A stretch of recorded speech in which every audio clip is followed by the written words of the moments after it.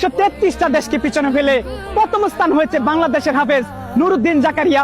বিশ্বজয় এমন অর্জন, আপনারা বলেন প্রশংসা করবো কি দিয়া? অনেকে যেখানে কোরআন তেলাওয়াত করতে পারে না, জাকারিয়া সেখানে করে ফেলেছে মুখস্থ টুটস্থ।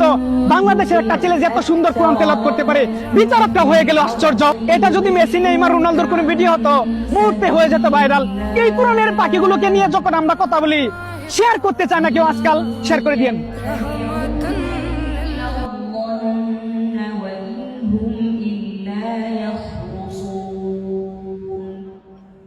বাংলার গর্ব কি অপূর্ব, বিশ্বজয়ী হাফেজ কোরআন।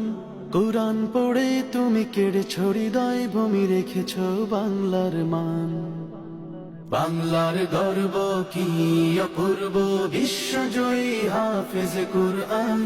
কোরআন পড়ে তুমি কেড়েছ হৃদয়, ভূমি রেখেছ বাংলার মান। ও হাফেজে কোরআন, ও